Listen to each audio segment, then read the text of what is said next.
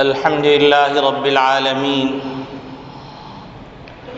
والصلاة والسلام على أشرف الأنبياء والمرسلين وخاتم النبيين وقائد الغر المحجلين الوفد المتقبلين محمد وعلى آله وصحبه ومن تبعهم بإحسان ودعا بدعوتهم إلى يوم الدين. أما بعد فأعوذ بالله من الشيطان الرجيم. بسم الله الرحمن الرحيم. قال الله تبارك وتعالى: المال والبنون زينة الحياة الدنيا والباقيات الصالحات خير عند ربك ثوابا وخير أملا. وقال النبي صلى الله عليه وسلم: كل مولود يولد على الفطرة فأبواه يهودان أو ينصران أو يمجسان، أو كما قال عليه الصلاة والسلام: ليس اليتيم الذي قد مات والده، ليس اليتيم الذي قد مات والده بل الیتیم یتیم العلم والادب. میرے محترم بزرگوں، عزیز دوستوں، دینی اسلامی بھائیوں، اللہ رب العالمین نے کائنات میں کوئی بھی چیز بے مقصد پیدا نہیں فرمائی، اور اللہ رب العالمین نے کوئی بھی حکم فائدے کے بغیر نہیں دیا.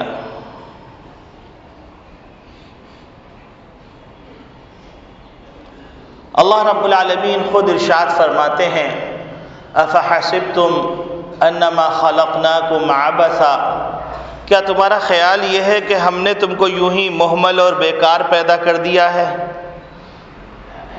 اور پھر اللہ رب العالمین خود اپنی شان بیان کرتے ہوئے فرماتے ہیں کہ فتعال اللہ الملک الحق، بادشاہ حقیقی جو عالی شان مرتبت والا ہو، اس سے تم یہ توقع کرتے ہو کہ وہ اتنی بڑی کائنات، اور اس کائنات کے اندر ایک چھوٹی سی کائنات انسان کی ذات، یہ سب بے مقصد اور بے فائدہ پیدا کر دی ہو؟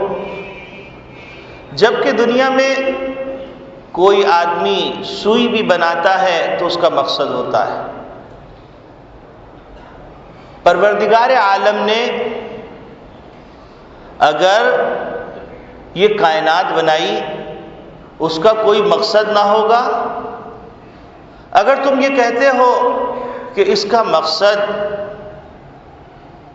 یہ ہے کہ تم صرف میری عبادت کرو، اور عبادت کا وہ مفہوم جو ہم نے تم نے لیا ہوا ہے کہ صرف مسجد کے اندر اللہ یاد رکھا جائے، مسجد کے باہر معاشرت کے اندر، اخلاق کے اندر، معاملات کے اندر اور عقائد کے اندر اللہ کو بھلا دیا جائے،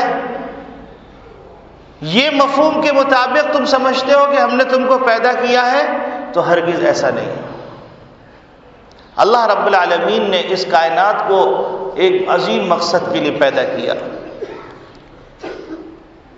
اور اللہ رب العالمین اس کائنات کی پیدائش سے پہلے، اس کائنات کے ختم ہونے والے دن تک جو کچھ ہونے والا ہے، جو کچھ ہو چکا ہے، جو کچھ ہوگا، اس سے باخبر تھے، باخبر ہیں اور باخبر رہیں گے.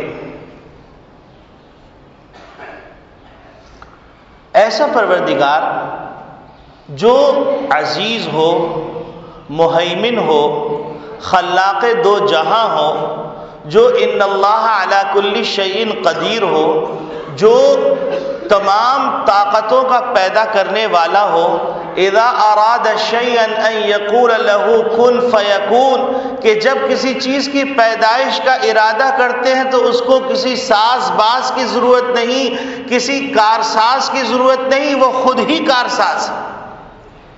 وہ بدیع السماوات والارض ہے، اس کو پہلے سے کسی نقشے کی ضرورت نہیں۔ آسمان کو بلا نقشہ پیدا کیا، زمین کو بلا نقشہ پیدا کیا، یہ اسی کی صفت بدیع السماوات والارض۔ ایسے پروردگار کے بارے میں تمہارا خیال یہ ہے کہ تم کو بے مقصد پیدا کر دیا گیا ہوگا اور تم کو بے یار و مددگار چھوڑ دیا ہوگا اور تم کو تمہاری خواہشات کی پیروی کے اوپر چھوڑ دیا ہوگا، تم کو تمہارے عقل کے بھروسے پہ چھوڑ دیا ہوگا کہ عقل جو فیصلہ کرے وہ درست اور جو فیصلہ کرے نادرست تو وہ نادرست۔ ایسا نہیں ہو سکتا۔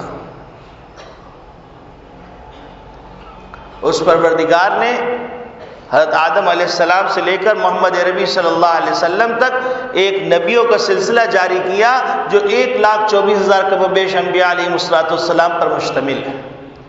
ان نبیوں نے آ کر لوگوں کو بار بار متوجہ کیا، بار بار بتلایا کہ تمہارا ایک خالق ہے، تمہارا ایک مالک ہے، تمہارا ایک پالنہار ہے، تمہارا ایک مربی ہے، تمہارا ایک ہمدرد ہے، تمہارا لیے رحمان اور رحیم کی صفت والا مالک ہے جو خلاق دو جہاں ہے، اور متوجہ کیا کہ تم سے وہ اس کائنات کے اندر کیا چاہتا ہے اور اس کائنات کے بعد والی زندگی کے لیے تمہیں کس چیز کے لیے تیار ہونا ہے۔ اللہ رب العالمین نے انسان کو پیدا فرمایا، اگر فرمایا کہ تم نماز پڑھو تو کہہ دیا گیا کہ ان الصلاۃ تنہی عن الفحشاء والمنکر، کہ اگر نماز تمہیں بےہودگیوں سے نافرمانیوں سے روک رہی ہے تو قبولیت کی علامت ظاہر ہو رہی ہے، اور اگر ایسا نہیں ہے تو نماز کی مزید اصلاح کرنے کی کوشش کرو۔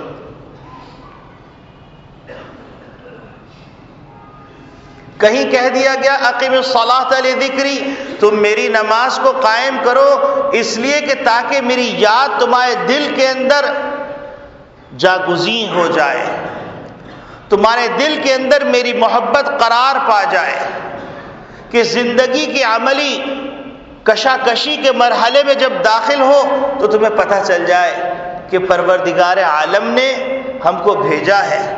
معاملات کرنے کے اندر ہمیں اپنے خالق کو نہیں بھولنا ہے، معاشرت کے اندر ہمیں اپنے مالک کو نہیں بھولنا ہے، اخلاق کے اندر اپنی خواہشات کی بنیاد پر حسن اخلاق نہیں بنانے، بلکہ کہاں اللہ کا حکم ہے، کہاں رسول کا طریقہ ہے، لیس الواصل بالمکافئ صل من قطعک، کیسی کیسی ہدایات ہیں، یہ نہ بھولنا، اس چیز کو ہرگز نہ بھولنا کہ تمہیں اپنی مرضی کے مطابق اپنے اخلاق بنانے۔ من حسن اسلام المرء ان يحب لاخيه ما يحب لنفسه ويكره لاخيك ما تكره لنفسك، کہ تمہارے لیے معیار کیا ہونا چاہیے کہ جو تم اپنے لیے پسند کر رہے ہو اپنے بھائی کے لیے پسند کرو، یہ اخلاق۔ تم اپنے لیے جو ناپسند کر رہے ہو اپنے بھائی کے لیے ناپسند کرو، یہ اخلاق۔ جو تم سے توڑ رہا ہے تم اس سے جوڑو، یہ اخلاق۔ من تواضع للہ، زبان سے یہ کہنا کہ میں حقیر ہوں، فقیر ہوں، پر تقصیر ہوں، یہ کافی نہیں۔ من تواضع للہ، اللہ کے لیے دل کے اندر تمہارے دل میں یہ احساس پیدا ہو، یہ فکر پیدا ہو کہ پروردگار عالم نے مجھے اتنے انعامات سے نوازا، ان انعامات کا لائق میں نہیں تھا۔ بعض ماہر نفسیات کہتے ہیں کہ تواضع نفسیات کے خلاف ہے، وہ باولے ہیں، ان کو عقل نہیں ہے، اسلامی مزاج کو سمجھے نہیں ہے، ورنہ تواضع پیدا ہوتی ہے شکران نعمت کے نتیجے میں، اور احساس کمتری پیدا ہوتی ہے کفران نعمت کے نتیجے میں۔ انسان احساس کمتری میں گلٹی فیلنگ کب پیدا ہوتی ہے؟ جب یہ کہتا ہے کہ میں اس سے زیادہ کے قابل تھا لیکن مجھے کم دیا گیا۔ اور تواضع کب پیدا ہوتی ہے؟ جب درخت کے اوپر پھل لد جاتے ہیں اور درخت جھک جاتا ہے۔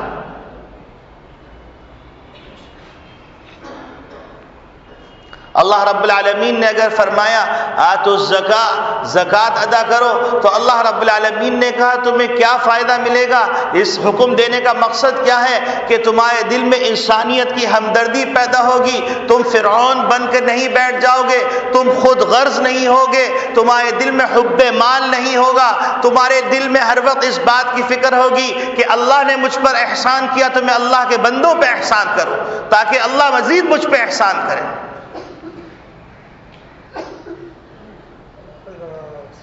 اسی طریقے سے پروردگار عالم نے ایک حکم دیا کہ تم آپس میں مرد عورت کا رشتہ کیا جائے،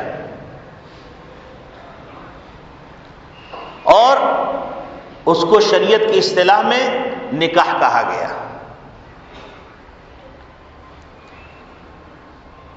اور چونکہ انسانی معاشرہ اسی پہلی اینٹ سے وجود میں آتا ہے تو اس مقصد کو بھی سمجھ لینا ضروری ہے، اور آج مسلم معاشرے نے اس مقصد سے غفلت اختیار کی تو اس کا نتیجہ یہ ہوا کہ نسل انسانی کی جو افزائش ہو رہی ہے بصورت جنگلی درندوں کے ہو رہی ہے، بصورت وحشیوں کے ہو رہی ہے، بصورت بے حیائیوں کے ہو رہی ہے۔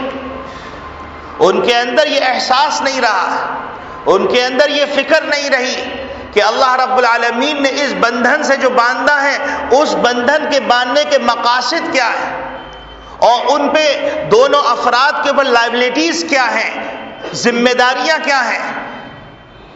اور جب یہ ذمہ داریاں پورا کرنے کے لیے اس یونٹ نے کام، یہ دو اکائیاں تھیں، دو اکائیاں ملی تو ایک یونٹ وجود میں آیا، اور اس یونٹ سے کئی اکائیاں وجود میں آئی، اور کئی اکائیوں سے پھر دو اکائیاں ملتی ہیں تو کئی یونٹ وجود میں آتے ہیں۔ اللہ رب العالمین نے اس کو یوں ذکر فرمایا، یا ایھا الناس اتقوا ربکم الذی خلقکم من نفس واحدہ وخلق منها زوجها وبث منہما رجالا کثیرا ونساء۔ ایک یونٹ، ایک اکائی سے دوسری اکائی کو ملایا گیا، اور اس کا نام، ایک اکائی کا نام آدم رکھا گیا علیہ الصلوۃ والسلام، دوسری اکائی کا نام حوا علیہ الصلوۃ والسلام رکھا گیا۔ ان دونوں اکائیوں کو ملایا گیا، وبث منہما رجالا کثیرا ونساء، اس سے کئی اکائیاں وجود میں آئیں، اور ایک یونٹ سے اگر صالح یونٹ ہوا تو اس صالح یونٹ سے صالح اکائیاں وجود میں آئیں، اور اگر باطل یونٹ ہوا تو اس باطل یونٹ سے باطل اکائیاں وجود میں آئی، تو خیر سے خیر پھیلتا ہے اور شر سے شر پھیلتا ہے۔ بھیڑیے سے بھیڑیے وجود میں آتے ہیں اور انسانوں سے انسان وجود میں آتے ہیں، شیروں کی نسلوں سے شیر وجود میں آتے ہیں، اور بھیڑیوں کی نسل سے بھیڑیے وجود میں آتے ہیں، شاہین کی نسل سے شاہین وجود میں آتے ہیں، اور کرکس کی نسل سے کرکس وجود میں آتے ہیں۔ شاہین کا جہاں اور ہے، کرکس کا جہاں اور ہے۔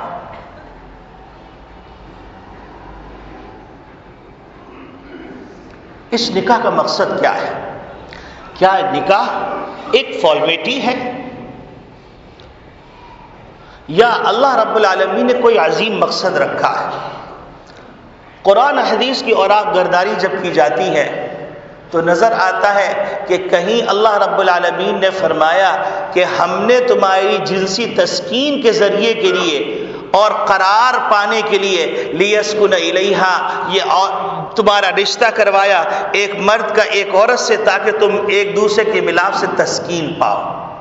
ہم نے اگر تمہارے اندر فطری تقاضا رکھا ہے، جنسی تقاضا رکھا ہے، تو اس جنسی تقاضے سے تم کو روکا نہیں گیا کہ تم میری محبت کے اندر اس وقت بلندیوں پر پہنچو گے جب تم رہبانیت اختیار کرو گے، بلکہ کہا گیا کہ تم کو اگر محبت پانی ہے اللہ کی محبت تو اللہ کی مخلوق سے محبت کرو، اور اگر تمہیں شکر گزار بننا ہے تو پہلے تمہیں بندوں کا شکر گزار بننا پڑے گا۔ من لم یشکر الناس لم یشکر اللہ، جو بندوں کا شکر ادا نہیں کر سکتا وہ اللہ کا بھی شکر ادا نہیں کر سکتا۔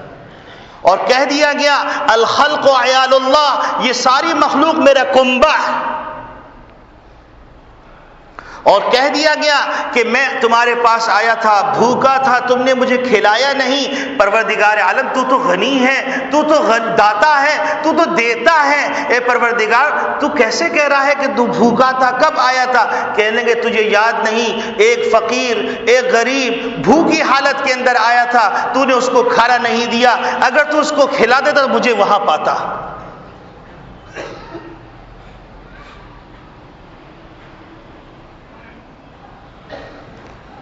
تو پہلا مقصد اللہ رب العالمین جو بیان فرما رہے ہیں کہ تمہاری 3 اشیاء سے تم مرکب ہو، جنس جس کو جسم کہتے ہیں، روح اور عقل۔ اسلام کے جتنے بھی احکامات ہیں ان تینوں کی بنیاد پر دیے جاتے ہیں۔ مغرب کے جتنے بھی احکامات ہیں ان کی 2 بنیادیں ہیں، ایک جنس اور دوسری عقل۔ یہی وجہ ہے کہ وہ جتنے بھی آئین بنائیں گے، جتنے بھی دستور بنائیں گے، نظام تعلیم بنائیں گے، نظام حیات بنائیں گے، نظام معاشرت بنائیں گے، نظام آئین نظام ایوان بنائیں گے، اس میں 2 بنیادوں کو سامنے رکھا جائے گا، ایک جسم کی تسکین، دوسری عقل کی تسکین۔ اور اسلام جو بھی حکم دے گا وہ یہ بتلائے گا کہ تمہارے 3 چیزیں ہیں، ایک روح ہے، ایک جسم ہے اور ایک عقل ہے، ان تینوں کی اصلاح کے لیے ہم احکامات دیتے ہیں۔ تو مغرب یوں ہے تو مشرق یوں ہے، کیسے جڑ سکتے ہیں؟ بات کیسے سمجھ میں آئے گی؟ تو اللہ رب العالمین کہتے ہیں تمہارے جنس کی تسکین کے لیے اور تمہارے عقل کی بالیدگی کے لیے، تمہارے شعور کو بلند کرنے کے لیے ضروری یہ تھا کہ تمہیں پہلے جنسی تسکین ملتی تاکہ تم سکون کے ساتھ اپنی زندگی، اپنے معاملات، اپنے اخلاق کو استوار کر سکتے۔ اگر تمہارے اندر جنسی بے قراری ہوگی تو اس کے نتیجے میں تم درندے بن جاؤ گے، تم بھیڑیے بن جاؤ گے۔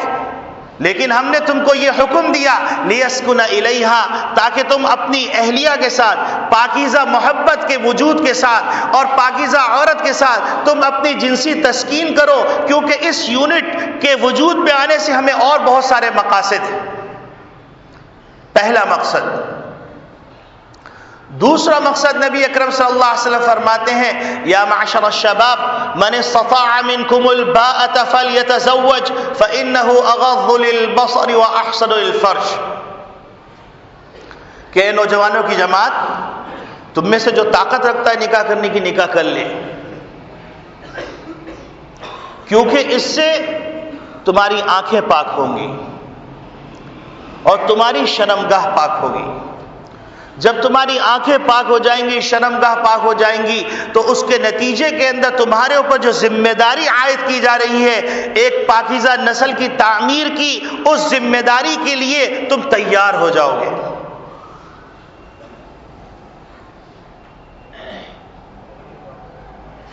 تو بتلایا جا رہا ہے کہ دیکھو نکاح کے مقاصد میں ایک بلند مقصد عفت اور پاک دامنی کا حصول ہے، ذہن کی پاکی کا حصول ہے، آنکھوں کی پاکی کا حصول ہے۔ اور پھر نکاح کے مقاصد میں تیسرا حکم، تیسرا مقصد نسل انسانی کی بقا پروردگار عالم چاہتے ہیں، پاکیزہ طریقے پر، جائز طریقے پر، حسن اخلاق کے طریقے پر، حسن معاشرت کے طریقے پر۔ چوتھا مقصد نبی اکرم صلی اللہ علیہ وسلم یہ چاہتے ہیں کہ تم ایسی عورتوں سے شادی کرو جو محبت کرنے والی ہوں اور بانجھ نہ ہوں، تاکہ کل حشر کے میدان میں دیگر امتوں میں فخر کر سکوں کہ اللہ رب العالمین کی مخلوق کے اضافے کا ذریعہ میری امت کتنا بنی، اور کتنے ایسے لوگ وجود میں آئے جو اللہ اللہ کرنے والے ہیں۔ حدیث میں آتا ہے کہ بعض مواقع پہ بعض لوگ دیکھیں گے کہ نبی کھڑے ہوئے ہیں، ان کے پاس ایک امتی ہے، نبی کھڑے ہوئے ہیں، ان کے پاس 2 امتی ہیں۔ ایک صاحب کو دیکھا جائے گا ایک جمع غفیر ان کے پاس کھڑا ہوا ہے، تو پوچھا جائے گا یہ کون سے پیغمبر ہیں؟ تو کہا جائے گا یہ پیغمبر نہیں ہے، محمد ربی صلی اللہ علیہ وسلم امت کے علماء ہیں جنہوں نے لوگوں کی اصلاح کی، یہ سارے لوگ ان کے صدقہ ہیں۔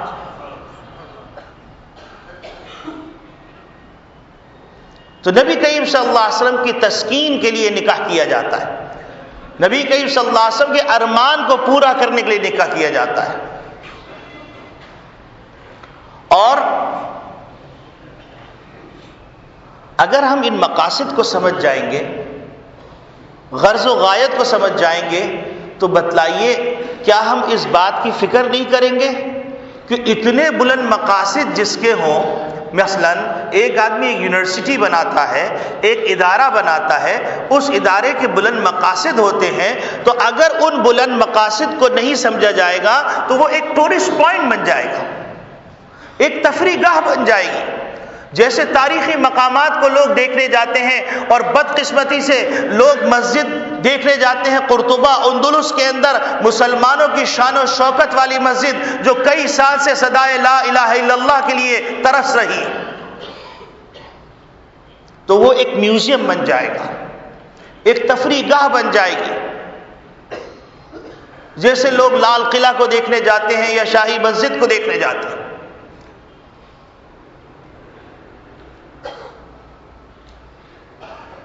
تو اللہ رب العالمین نے اس کائنات کو بنایا، اس کائنات کے اندر جو احکامات دیے ان احکامات کے بلند مقاصد ہیں، اور یہ مقاصد اگر نگاہوں سے اوجھل ہو جائیں گے تو اس کے نتیجے کے اندر انسان لا یعنی کاموں میں پڑ جائے گا، بے مقصد کاموں میں پڑ جائے گا. جیسے ایک طالب علم ہے، اس کو معلوم ہے کہ مجھے جنید بغدادی بننا ہے، اس کو معلوم ہے مجھے شیخ عبد القادر جیلانی بننا ہے، اس کو معلوم ہے مجھے مولانا یوسف بنوری بننا ہے، اس کو معلوم ہے مجھے شیخ ابو الحسن علی ندوی بننا ہے، اس کو معلوم ہے کہ مجھے ابن تیمیہ بننا ہے، اس کو معلوم ہے مجھے امام رازی بننا ہے، اس کو معلوم ہے مجھے جابر ابن حیان بننا ہے، اس کو معلوم ہے ابن الہیثم بننا ہے، اس کو معلوم ہے امام بخاری بننا ہے، اس کو معلوم ہے مسلم بننا ہے، اس کو معلوم ہے ابو داؤد بننا ہے، اس کو معلوم ہے امام نسائی بننا ہے، اس کو معلوم ہے صاحب وقایہ بننا ہے، صاحب کنز بننا ہے، صاحب قدوری بننا ہے، تو پھر وہ ایک لمحہ ضائع نہیں کرے گا. لیکن اگر اس کے سامنے مقصد نہیں ہوگا تو وہ کبھی پان کھاتا ہوا نظر آئے گا، کبھی گٹکا کھاتا ہوا نظر آئے گا، کبھی فضول باتوں میں لگا ہوا وقت ضائع کرتا ہوا نظر آئے گا. وہ پھر ویسا طالب علم نہیں ہوگا کہ اگر چراغ نہیں ہے تو وہ سپاہیوں کے چراغ تلے بیٹھ کے مطالعہ کرتا ہوا نظر نہیں آئے گا. وہ سہولیات کے باوجود سہولیات کا مطالبہ کرنے والا ہوگا، وہ سہولیات کا حق ادا کرنے والا نہیں ہوگا. تو نکاح کے مقاصد میں ایک مقصد امام بخاری رحمۃ اللہ علیہ فرماتے ہیں، باب من جاء فی الولد للجہاد، کہ آدمی نکاح کر رہا ہے اس لیے کہ تاکہ مجھے اللہ رب العالمین ایسی اولاد دے کہ جس اولاد کی تربیت کر کر میں دین کی شوکت میں اضافہ کروں، دین کو فروغ دینے میں اضافہ کروں، دین کی خدمت کے لیے وقف کر دوں. تو پھر حدیث میں آتا ہے کہ اگر ایک آدمی یہ نیت کرتا ہے تو اللہ رب العالمین جب اس بچے کی تربیت کرنے کی توفیق دیتے ہیں، بچہ تعمیر ہو جاتا ہے، کھڑا ہو جاتا ہے، تو اللہ رب العالمین اس کی ہر سانس کے صدقے میں والد کے نیک اعمال کے اندر شمار کرتے ہیں. ہر سانس کو امام غزالی رحمۃ اللہ علیہ فرماتے ہیں، اس کی ہر سانس کو والد کے نام اعمال میں لکھ دیتے ہیں کہ یہ اس کی نیکی، یہ اس کا صدقہ. تو نکاح کے کتنے عظیم مقاصد ہیں، اور ہم ان مقاصد کو کیسے پورا کر رہے ہیں. اور جب آدمی کا بلند مقصد ہوتا ہے تو بلند مقصد کے لیے بلند چیزوں کا انتخاب کیا جاتا ہے.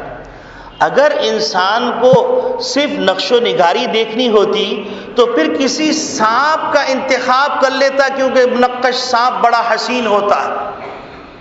لیکن اگر بلند مقصد ہوتا ہے تو بلند مقصد کے لیے بلند چیزوں کا انتخاب کیا جاتا ہے.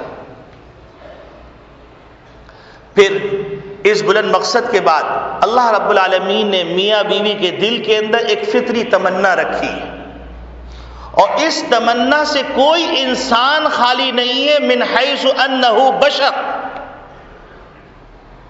حتیٰ کہ نبی بھی خالی نہیں. آپ دیکھیے کہ شادی ہو گئی، لڑکا لڑکی کی خواہش یہ ہے کہ میرے ہاں اللہ رب العالمین ایک اولاد دے دے. اب اگر نہیں ہو رہی تو بے چین، بہترین طبیبہ سے رابطہ کیا جا رہا ہے، بہترین طبیبہ سے رابطہ کرنے کے بعد بھی قرار نہیں مل رہا تو تعویذ حاصل کی جا رہی ہے، پھر بھی قرار نہیں مل رہا، عمرے کیے جا رہے ہیں، حج کیے جا رہے ہیں، صدقات کیے جا رہے ہیں کہ اے پروردگار عالم کچھ نہیں تو ایک ہی بیٹا دے دیجئے، میرے گلشن کے گلدستے کے اندر ایک پھول کا اضافہ کر دیجئے۔ لڑکی کو کہا جائے بیٹا تم کیسی چیز کی تمنا کر رہی ہو، 9 مہینے تکلیف سے گزریں گے، کچھ کھا نہیں سکو گی، وزن اٹھانا مشکل ہو جائے گا، اپنا وجود تم پر بھاری ہو جائے گا، الٹیاں ہوئیں گی اور آخری مرحلے میں موت اور زندگی کی کشمکش سے گزرو گی۔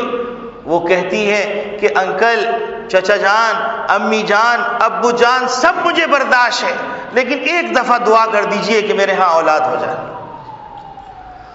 ان لاولد والدین سے پوچھئے جو بے قراری کے عالم میں تڑپ رہے ہیں اپنی اولاد کی تمنا کے اندر۔ یہ اللہ نے فطری تقاضا رکھا، فطری طلب رکھی، حتیٰ کہ آپ یہ دیکھیے کہ ایک پیغمبر دعا کر رہے ہیں ربی حب لی من الصالحین، پیغمبر بھی اس سے خالی نہیں، اے پروردگار عالم مجھے نیک اولاد دے دیجیے۔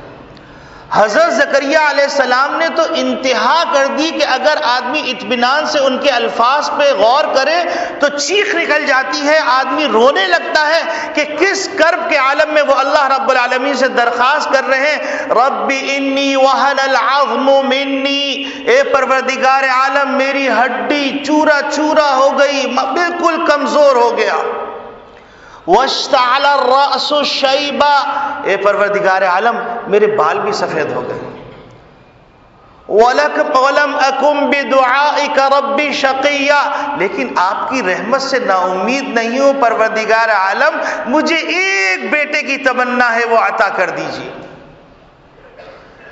یرثنی ویرث من آل یعقوب، ایسا بیٹا جو میرے متاع گم گشتہ کی وارث بن جائے۔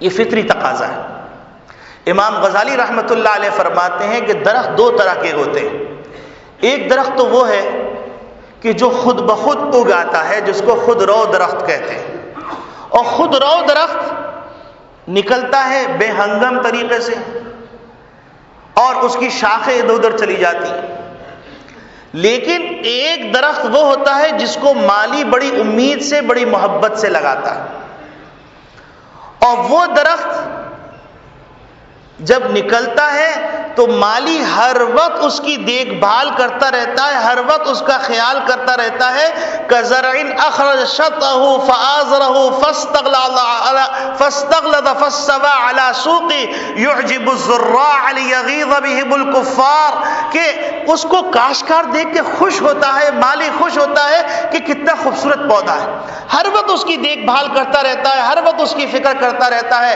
تو میرے عزیز دوستو بھائیو، امام غزالی رحمۃ اللہ علیہ فرماتے ہیں کہ دیکھو انسانوں کی جو اولادیں ہیں وہ 2 طرح کی ہیں، ایک خود رو پودے کے مانند ہیں جو نہ باپ کو پتا ہے نہ ماں کو پتا ہے کہ نکاح کیوں کیا گیا، اس کے بعد جو اولاد حاصل ہوئی اس اولاد کے کیا بلند مقاصد ہیں، ان کی تربیت کیسے کرنی ہے، ان کو یہ پتہ نہیں کہ ایک شاعر کہہ رہا ہے الام مدرسۃ اذا اعددتها طیبا شعب العراقی، کہ ماں ایک بہترین مدرسہ ہے، اگر تم نے اس کی ایک بچی کی صحیح تربیت کر دی تو یاد رکھو تم نے ایک پاکیزہ نسل تیار کر دی۔ نیپولین کو کہنا پڑا give me good mothers I give you good nations، تم مجھے بہترین مائیں دو تو میں تمہیں بہترین اولاد دوں گا۔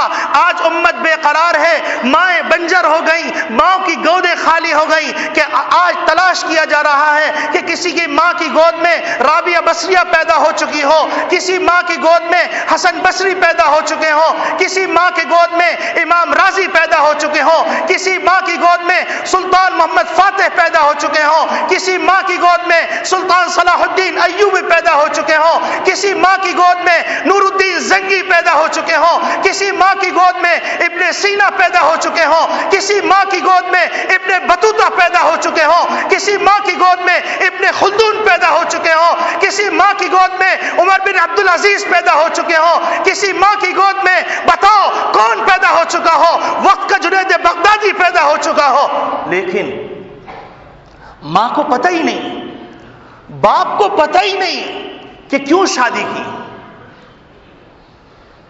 اور اس کے مقاصد کیا ہیں، کیسی جنریشن چاہیے۔ آپ بزنس کرنے جاتے ہیں، چھوٹی سی دکان لگاتے ہیں تو آپ کو فیصلہ کرنا پڑتا ہے کہ پرچون کی دکان لگانی ہے، مجھے کپڑے کی دکان لگانی ہے، مجھے سونے کی دکان لگانی ہے، اور اس کے تقاضے پورے کرنے پڑتے ہیں۔ اور اگر تقاضے پورے نہیں ہوں گے تو کہا جائے گا میاں صاحب آپ کے پاس تالا ہے تو آپ برائے کرم شٹر ڈاؤن کر کے تالا لگا کے گھر میں جا کے سو جائیے۔ ہم کیسے نابلد ہو گئے؟ امت مسلمہ ان بلند و مقاصد سے غافل ہو چکی ہو، اس کو پتہ نہ ہو۔ حالانکہ نبی اکرم صلی اللہ علیہ وسلم ارشاد فرما رہے ہیں کہ یہ جو بیٹا ہے نا، جو اولاد ہے، یہ تمہاری کتنی بڑی سرمایہ ہے، کتنی بڑی دولت ہے۔ اذا مات ابن آدم انقطع عملہ الا من ثلاث، کہ جب بنی آدم مر جاتا ہے تو اس کے نام اعمال بند کر دیے جاتے ہیں۔ اگر اس کو تمنا ہے کہ اس کے نام اعمال میں نیکیاں چلتی رہے تو ایک اولاد اپنے پیچھے چھوڑ جائے جو اس کے لیے دعا کرتی رہے، حتیٰ کہ جیسے امام غزالی رحمۃ اللہ علیہ نے فرمایا کہ اگر اس نے صحیح اولاد کی تربیت کر دی تو اس کا نتیجہ یہ ہوگا کہ یہ اولاد کی ایک ایک سانس اس کے نام اعمال میں نیکی کے درجے میں لکھی جائے گی۔ مبارکباد کے مستحق ہیں وہ لوگ جو اس ذمہ داری کو پورا کر رہے ہیں، اور وہ ادارے محسن ہیں جو تمہارے اولادوں کو دین سے وابستہ کر رہے ہیں، تمہاری اولادوں کی صحیح تربیت کر رہے ہیں۔ ان کی جوتیاں بھی اگر اٹھانی پڑے تو کم ہے، جوتیوں کو لپیٹ کے اپنے سر پہ رکھا جائے تو کم ہے۔ دنیا کے اندر استاد کی اہمیت ہے، تعلیمی اداروں کی اہمیت ہے، بدقسمتی سے مسلم معاشرے کے اندر استاد کو جوتی کی نوک پہ پھینکا جاتا ہے۔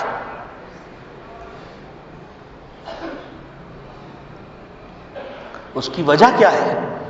ہمارا پہلا اینٹ، اگر پہلا اینٹ صحیح رکھا گیا تو عمارت سریا تک سیدھی جائے گی، اور پہلا اینٹ غلط رکھا گیا تو عمارت ٹیڑھی ہی جائے گی۔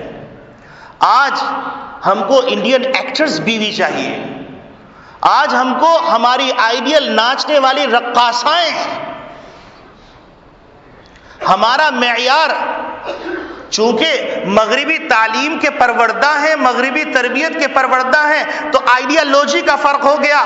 ہمارے ہاں اسلام کے نزدیک، محمد ربی صلی اللہ علیہ وسلم کے نزدیک، قادر مطلق کے نزدیک 3 اجزاء کی تکمیل ضروری ہے: روح، غذا، روح، جسم اور عقل۔ ان کی تسکین، ان کی تربیت، ان کی بالیدگی ضروری ہے۔ اور مغرب کے نزدیک آنکھوں کی تسکین یعنی عقل کی تسکین اور جسم کی تسکین ضروری ہے۔ تو لہذا معیار کیسے بلند ہو سکتا ہے؟ معیار تو رقیصی ہوگا۔ جنسی تسکین کے لیے ایک ایسی چیز چاہیے جس کو شوکیس میں رکھا جائے، چاہے وہ تمہارا خیال رکھ سکے نہ رکھ سکے، تمہاری اولاد کے لیے بہترین ماں ثابت ہو سکے نہ ہو سکے۔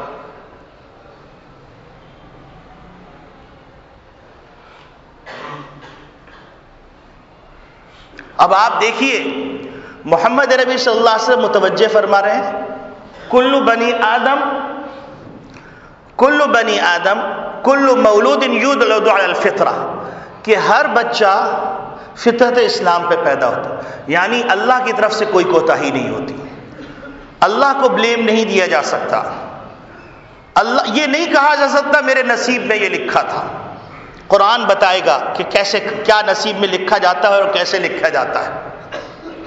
کل مولود یولد علی الفطرہ، ہر بچہ فطرت اسلام پہ پیدا ہوتا ہے۔ فابواہ یہودان، اس کے والدین اس کو خراب کرتے ہیں۔ اس کو یا تو یہودی بنا دیتے ہیں یا مجوسی بنا دیتے ہیں یا نصرانی بنا دیتے ہیں اور تباہ کر دیتے ہیں. اور پھر موقع یہ آتا ہے کہ ایک صاحب سنائے لگے کہ ایک ماں یہاں سے چلی گئی اپنے بچوں اور شوہر کے ساتھ ضد کر کے باہر ملک، اور باہر ملک میں جانے کے بعد بچے نے ایک کرسچن لڑکی سے شادی کر لی عشق کر کے، اور بالکل ایسا ہو گیا کہ اس کو پہچاننا مشکل کہ مسلمان ہے یا کافر ہے، اور اس کا نتیجہ یہ ہوا کہ وہ الگ رہنے لگا، کیونکہ وہاں پر یہ تربیت کی جاتی ہے کہ ہر آدمی اپنی زندگی خود گزارے، پرائیویٹ لائف میں کسی کو دخل اندازی کرنے کی ضرورت نہیں ہے. اسلام کہہ رہا ہے المؤمنون کجسد واحد، مسلمان تو ایک جسد واحد کی طرح ہیں. یؤثرون علی انفسہم ولو کان بہم خصاصہ، وہ مفادات کو قربان کرتے ہیں اللہ کی رضا کے لیے. وہاں پر مفادات کا مطالبہ ہے، یہاں پر مفادات کی قربانی ہے. کیسے ایک ہو سکتے؟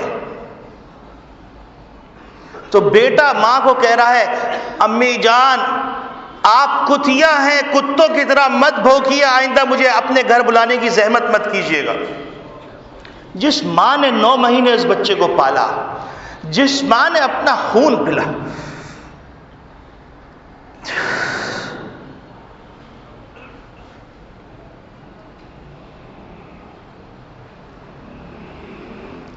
کتابوں میں ایک واقعہ ہے،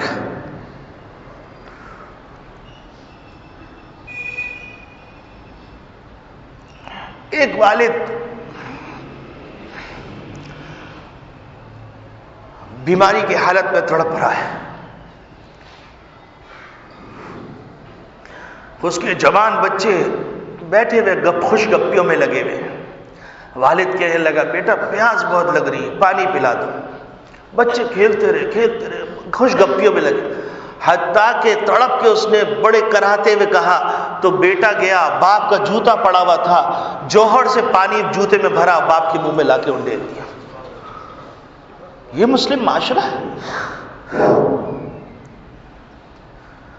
اگر بھیڑیے کو سوٹ بوٹ پہنا دیں تو کیا وہ انسان بن جائے گا؟ انسان تو انسانی اقدار کا نام ہے، انسان 2 ٹانگوں کی چیز کا نام نہیں ہے. انسان تو وہ ہے جس کے اندر انسانیت ہو، جس کے اندر ہمدردی ہو.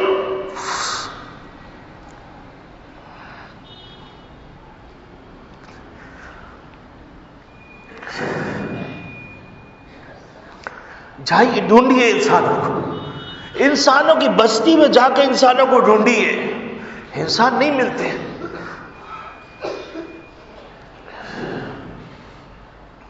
حضرت تعویذ دے دیجئے بیٹا نافرمان ہو گیا. ارے تم نے اپنے بیٹے کے لیے جس ماں کا انتخاب کیا وہ کون تھی؟ اس نے اس کی تربیت کے لیے تم نے کیا کیا تھا؟ کیا تم نے اس کو قرآن پڑھانے کا بندوبست کیا تھا؟ آج تم تعویذ لینے آتے ہو، اللہ کے قرآن سے مذاق کرنے آتے ہو.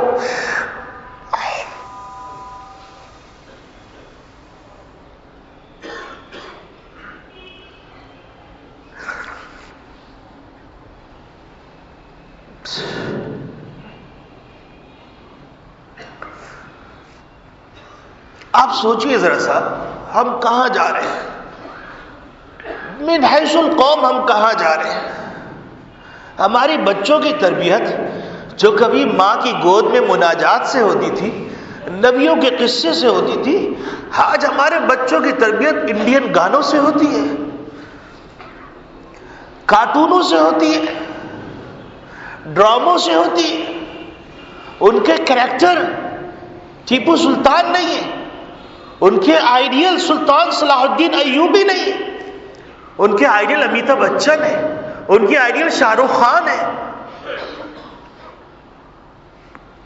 کبھی ہم نے سوچا کل ہم کو بھی بوڑھا ہونا ہے، کل ہم کو بھی اللہ کو جواب دینا ہے.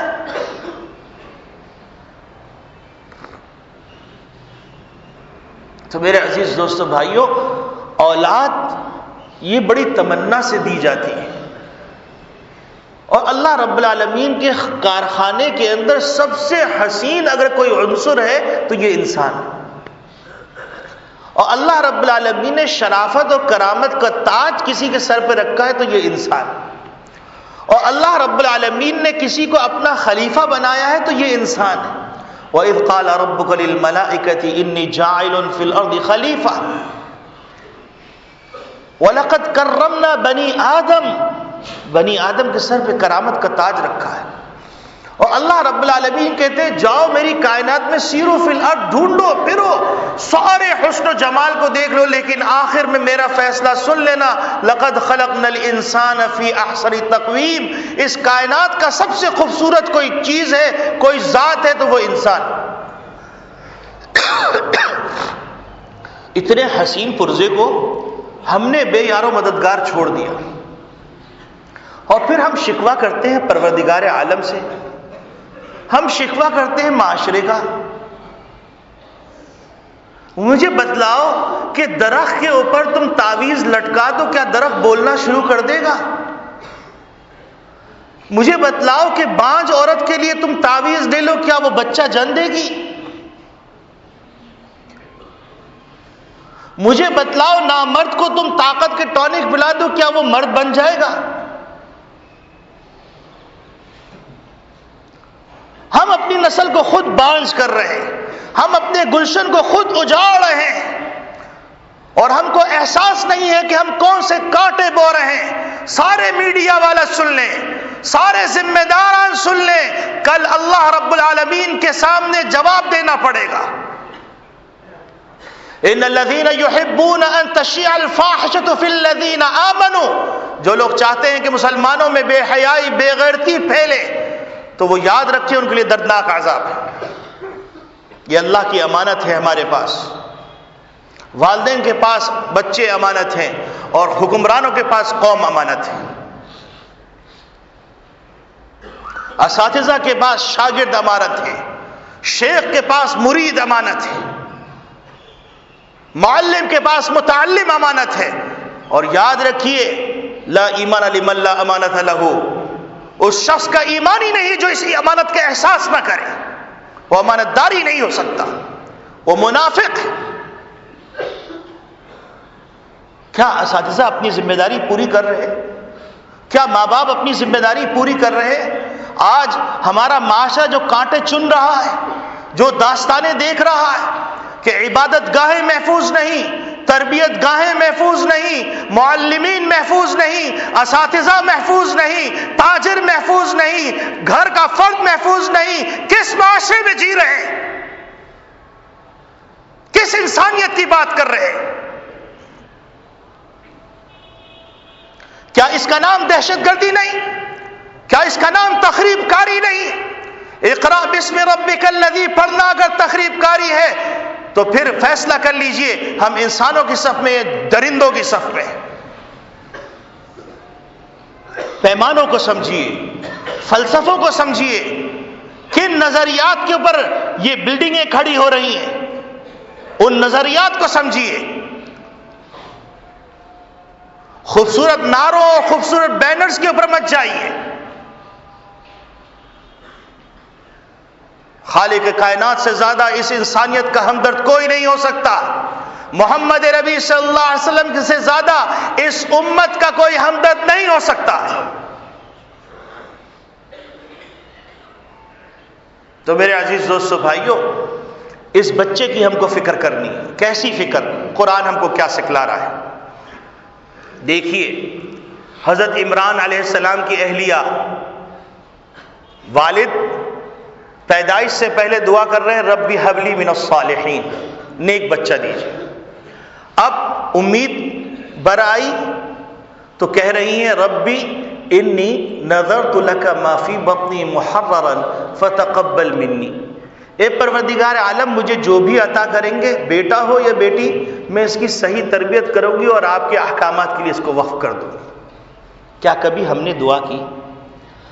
محمد ربی صلی اللہ علیہ وسلم فرما رہے ہیں جب میاں بیوی آپس میں ملاقات کریں تو دعا کریں اللہم جنبنا الشیطان وجنب الشیطان ما رزقتنا، اے پروردگار عالم مجھے اور میرے بچوں کو شیطان سے بچائیے گا۔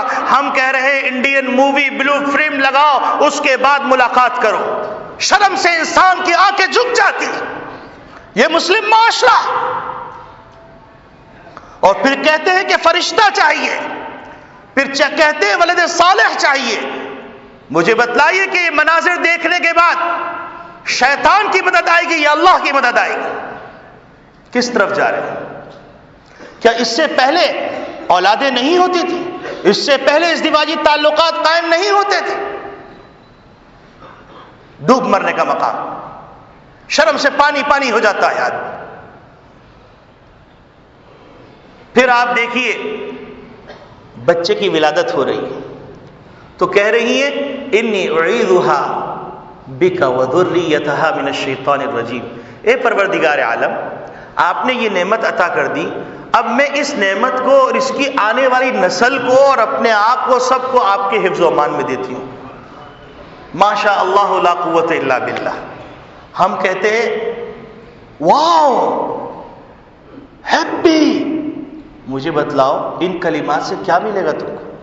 کیا ہم دست و پا ہیں؟ ہمارے ڈکشنری کے اندر محمد ربی صلی اللہ علیہ وسلم نے کوئی کلمات نہیں دیے کہ ہم ان کلمات کو چھوڑ کر دنیا کے باطل نظریات کے حاملین اللہ کے باغیوں کے کلمات کو اپنی زندگی کا حصہ بنائیں اور ہم سمجھیں کہ اگر ہم ایسا نہیں کہیں گے تو ہم آؤٹ آف ڈیٹ لگیں گے، آؤٹ آف کلچر لگیں گے، ہم جو ہے بالکل آکسفورڈ سے پڑھے ہوئے نہیں لگیں گے، ہم کو لگے گا ہم کسی مکتب کے پڑھے ہوئے ہیں. یاد رکھو اگر آکسفورڈ کا پڑھا ہوا اللہ کا باغی ہے، مکتب کی پھٹی ہوئی چٹائی پہ پڑھا ہوا اللہ کا دوست ہے، وہ اس سے افضل. اور اللہ کا فیصلہ ہے، رسول کا فیصلہ ہے، علماء امتی کا انبیاء بنی اسرائیل، میری امت کے علماء بنی اسرائیل کے انبیاء کی طرح.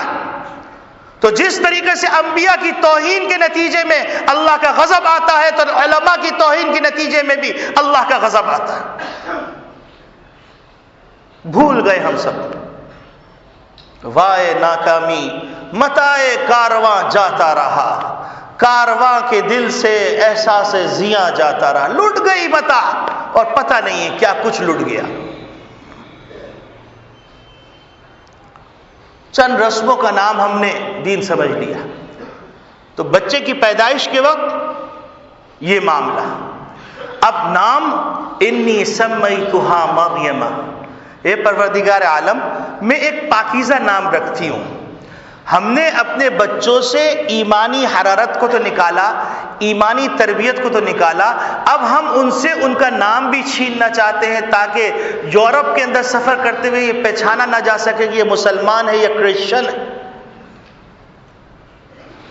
نام کیا رکھا؟ پپی، انوشا، فبیا. واہ واہ واہ، سبحان اللہ. کس کا نام ہے؟ وہ اصل میں ایک کتاب میں اسلامی ناموں کی کتاب دکھا. ارے رائٹر کون ہے دیکھ لو پہلے. کبھی آپ نے بس میں بٹنے والے کاغذ جس میں قوت کے کرشموں کے بینرز ہوتے ہیں اس سے خرید کے کیوں نہیں کھا لیتے؟ وہ بھی تو لکھا ہوا ہے نا. ہم کو سکھلایا جا رہا ہے کہ نام ایسا رکھو جو آسان ہو، کسی صالح نسبت سے وابستہ ہو اور کسی صالح شخصیت کی ترجمانی کرتا. ہم یونیک کے چکر میں یاد رکھیے کوا ہنس کی چال چلا تو اپنی چال بھی بھول گیا. نہ ادھر کے رہے نہ ادھر کے رہے، نہ خدا ہی ملا نہ وصال صنم، سب کچھ لٹ گیا. تو میرے عزیز دوستو بھائیوں، بچوں کے لیے دعا کرنی، بچوں کے لیے تمام مراحل سے گزرنا، اور پھر اس کے بعد بچوں کی تربیت کے سلسلے میں رب اجعلنی مقیم الصلاۃ جوانی میں بھی فکر کرنی ہے، اور پھر اس کے بعد بڑھاپے میں بھی فکر کرنی ہے. یہی وجہ ہے کہ حضرت نوح علیہ السلام جب بچہ جوان ہو رہا ہے تو کہہ رہے ہیں یا بنی ارکب معنا ولا تکن مع الکافرین، کہ اے میرے بیٹے ایک طرف باطل کی ادائیں ہیں، دوسری طرف اسلامی تعلیمات کی ادائیں ہیں، تم آ جاؤ اسلامی تعلیمات کی کشتی میں سوار ہو جاؤ، باطل کی اداؤں کے طوفان اور جھکڑ کے اندر ڈوب نہ جانا. اس نے کہا میں پہاڑ پہ چڑھ جاؤں جاؤں گا. تو انہوں نے کہا لا عاصم اليوم، جتنا بھی بڑا پہاڑ ہو اس پہ چڑھ جاؤ، لیکن باطل کے جھکڑ میں ڈوبنا مقدر ہو جائے گا، اور اگر تم نہیں چڑھے تو یاد رکھو اس کشتی میں نہیں چڑھے تو غرق ہو جاؤ گے، کیونکہ اللہ کا فیصلہ ہے الا ما رحم ربی، جس پہ اللہ رحم کرے گا بس وہی بچے گا، اور اللہ کا فیصلہ ہے میں رحم اس پہ کروں گا. اولئک علیہم صلوات من ربہم ورحمہ واولئک هم المہتدون، جس کا تذکرہ کیا گیا قد افلح المؤمنون، جس کا تذکرہ کیا گیا ذالک الکتاب لا ریب فیہ ھدی للمتقین الذین یؤمنون بالغیب ویقیمون الصلاۃ ویؤتون الزکاۃ ومما رزقناہم ينفقون. مختلف انداز سے مومنین کی صفات بیان کی گئیں. وعباد الرحمن الذین یمشون علی الارض ہونا واذا خاطبهم الجاہلون قالوا سلاما. ان لوگوں کا تذکرہ جاؤ ڈھونڈو قرآن کے اندر، مومنین کی صفات کو تلاش کرو، انہی پہ اللہ کا رحم ہوگا. آج بھی ایک طوفان نوح ہے، اور آج بھی ایک نوح پکار رہا ہے یا بنی ارکب معنا، اے بنی آدم کے لوگوں، اے بنی آدم کی اولادوں، آؤ لوٹ آؤ واپس آ جاؤ. طوفان نوح اٹھا ہوا ہے، باطل کے چکر چل رہے ہیں، مختلف نعرے ہیں، مختلف فلسفے ہیں، مختلف نظریات ہیں. ایک قرآن ہے، جس قرآن کو جس کشتی میں رکھا گیا ہے وہ محمد نبی کی کشتی ہے. یا بنی ارکب معنا ولا تکن مع الکافرین، سوار ہو جاؤ اس کشتی میں. اگر تم اس میں سوار نہیں ہوئے ساری تعویلات ختم ہو جائیں گی، سارے فلسفے ختم ہو جائیں گے، صرف تنہا اللہ رہ جائے گا اور کہے گا لمن الملک اليوم، آج بتلاؤ کس کی بادشاہت ہے. جواب آئے گا للہ الواحد القہار، آج کوئی جواب دینے والا نہیں. خدا کے واسطے لوٹ آؤ، اور پھر اپنے بڑھاپے کا سامان کر لو. نہ بچے کے بچپن میں غافل رہو، نہ بچی کے جوانی میں غافل رہو، نہ اپنے بڑھاپے میں غافل رہو. دیکھو قرآن بتلا رہا ہے یعقوب علیہ السلام پیغمبر ہیں، پیغمبر کے بیٹے ہیں، پیغمبر کے والد ہیں، رخصت ہو رہے ہیں، اپنے بیٹوں کو جمع کر رہے ہیں، اور بیٹوں کو جمع کر کے کہتے ہیں کہ اے میرے لخت جگرو، میں تم سے یہ نہیں کہتا کہ تم مجھے شورٹی دو، تم ایک ساتھ رہو گے یا الگ رہو گے، تم کیا کاروبار کرو گے، تمہاری زندگی کیسے گزرے گی، سب کچھ کا مالک اللہ ہے. وما من دابۃ فی الارض الا علی اللہ رزقها. یاد رکھو ان چیزوں کا مالک اللہ ہے، لیکن میرے اوپر جو ذمہ داری ہے اس ذمہ داری کو مجھے نبھانا ہے. مجھے بتلا دو تاکہ میری آنکھیں ٹھنڈی ہو جائیں، میں قبر کے اندر سکون سے سو سکوں. ما تعبدون من بعدی، میرے بعد تم کس کی عبادت کرو گے؟ تم میرے سامنے اقرار کر لو کہ اللہ کے سوا کسی کا تم بندگی نہیں کرو گے تو میں سکون سے رخصت ہوں گا. تو بچوں نے کہا ہم آپ کے پروردگار کی، آپ کے آبا و اجداد کی پروردگار کی، ہمارے دادا دادا کی پروردگار کی، ان کی بندگی کریں. تو انہوں نے کہا الحمدللہ میری محنت رائگاں نہیں جائے گی، اور اللہ کے اپنی جان حوالے کر دی. اور یاد رکھیے آخری بات جس پہ میں گفتگو ختم کر رہا ہوں، قرآن کریم میں آتا ہے سارے جہنمیوں کو جمع کیا جائے گا، اور جہنمی جمع ہونے کے بعد کہیں گے ربنا انا اطعنا سادتنا وکبراءنا فاضلونا السبیل، کہ اے پروردگار عالم ہمارے بڑوں کی ہم نے اتباع کی ہے، ہمارے بڑوں کی ہم نے اتباع کی ہے. مفسرین نے لکھا اس میں بڑوں کے اندر والدین بھی آتے ہیں، کہ بچے اپنے ابا جان کے بارے میں کہیں گے کہ پروردگار ہم نے بڑوں کی بات مانی، بڑوں نے کہا ڈاکٹر بن جاؤ ہم بن گئے، بڑوں نے کہا انجینئر بن جاؤ ہم بن جائے. ہم کو انہوں نے نہیں کہا کہ بیٹا تم مسلمان بن جاؤ، تم اسلامی تعلیمات بھی کچھ حاصل کر لو، فرائض واجبات بھی سیکھ لو، محرمات سے بچنا بھی سیکھ لو، حلال چیزوں کو اختیار کرنا بھی سیکھ لو، قرآن کی تلاوت بھی سیکھ لو، نماز کے طریقے بھی سیکھ لو، غسل کے طریقے بھی سیکھ لو. اے پروردگار عالم ہم جوان ہو گئے، نہ ہمارے ابا کو قرآن پڑھنا آتا تھا، نہ ہماری اماں کو قرآن پڑھنا آتا تھا، ہم نے تو گھر میں قرآن سنا ہی نہیں. انڈین گانے ہوتے تھے، رقص و سرور کی محفلیں ہوتی تھی، جام چلتے تھے. اے پروردگار عالم قرآن جب سنا جاتا تھا تو کہتے دل گھبرا رہا ہے، گانے لگائے جاتے تھے. ہم کو کہا ننگا لباس پہنو رشتے آئیں گے، اور ہم کو کہا گیا کہ دیکھو تم ایسی زندگی گزارو تو لوگ تمہیں ماڈرن کلچر کا پردہ کہیں گے، تم کو لوگ معاشرے میں مقام دیں گے. اے پروردگار عالم ہم نے ان کی بات مانی، آپ آج ہم کو کیوں پکڑ رہے ہیں؟ ربنا آتیہم ضعفین من العذاب، اے پروردگار عالم ان کو دوہرا عذاب دیجئے، والعنہم لعنا کبیرہ، ان پہ خوب ساری لعنت بھڑکائیے. ڈرتے نہیں ہم؟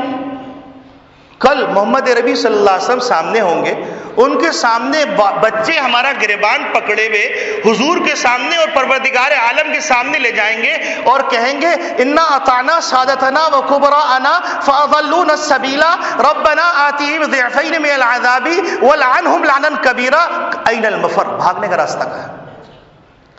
اللہ رب العالمین ہم سب کو اپنی ذمہ داری پوری کرنے کی توفیق عطا فرمائے. دیکھیے اگر اکائیاں صحیح ہو جائیں گی تو اس کے بعد یونٹ صحیح وجود میں آئیں گے، اور یونٹ جب صحیح وجود میں آئیں گے تو ایک معاشرہ، بہترین معاشرہ وجود میں آئے گا، کیونکہ معاشرہ بنتا ہے مختلف یونٹوں سے اور یونٹ بنتا ہے مختلف اکائیوں سے. اگر آپ کہیے سالے ایک اکائی ہو